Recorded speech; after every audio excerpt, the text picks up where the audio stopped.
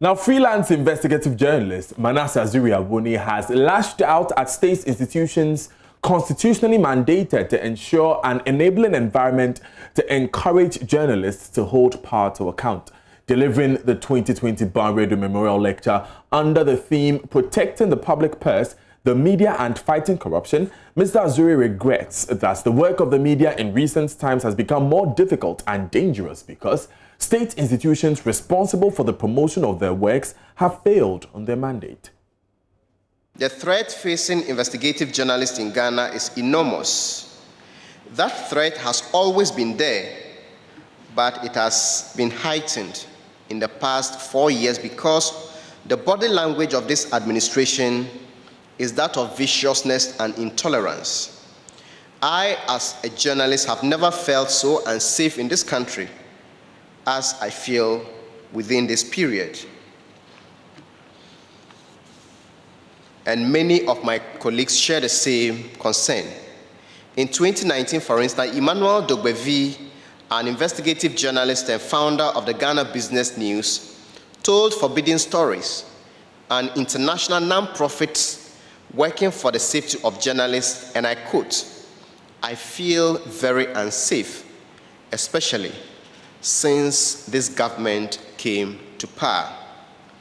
We all recall that in the period of this administration, a leading member of the governing New Patriotic Party put the photograph of an undercover investigative agent on television, told his audience that the man lived in Medina and whoever saw him should attack him. This was after the number 12 investigative documentary led by Anas Arimiao Anas. Ahmed Swale was later shot and killed in Medina, and up to date, nobody has lost sleep over the matter. The government has not given any evidence to justify why gun-wielding operatives of the national security stormed the offices of modernghana.com, harassed the journalists there. The operatives seized their phones, computers, and other gadgets. They also arrested, detained, and allegedly tortured 2 of the journalists. According to the journalists, they were questioned about negative stories they had published about a minister of state. Till date, nothing has happened. He made recommendations to reverse the trend.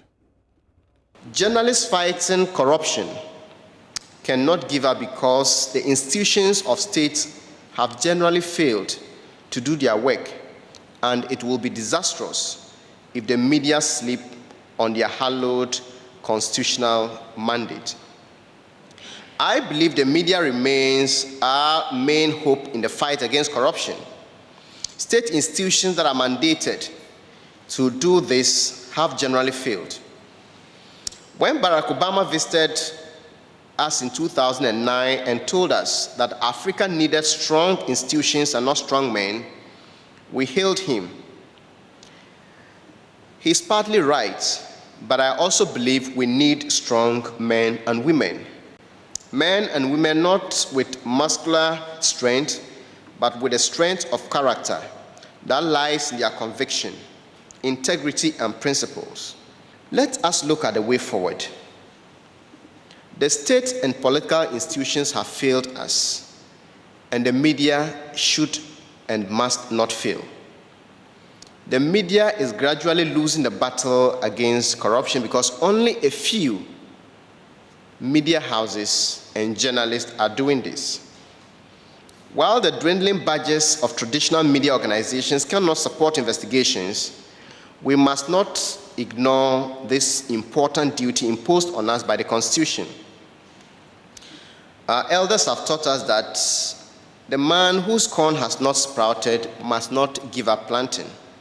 So we must keep planting, keep fighting until Ghana gets better.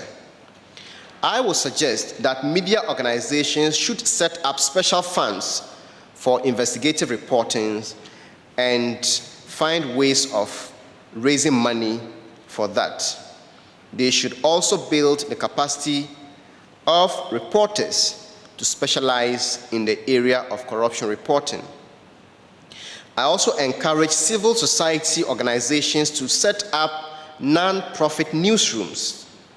Projects such as Corruption Watch, which is spearheaded by a number of civil society organizations in Ghana and funded by Danida, is the future of journalism that can make a meaningful impact against the fight or in the fight against corruption. This is because they have no pressure for advertising and governments cannot intimidate them. So non-profit newsrooms such as Corruption Watch can really be very effective, and they are already doing a good job. You're live on Joy News today with me, Daniel Daze. Coming up in business, Ghana National Chamber of Commerce and Industry urges governments to introduce a tiered taxing system for small and medium-sized enterprises. We hear why that is necessary. Daryl is next with the details of that and more. I'll be back with world news and Becky who'll bring us showbiz. Stay with us.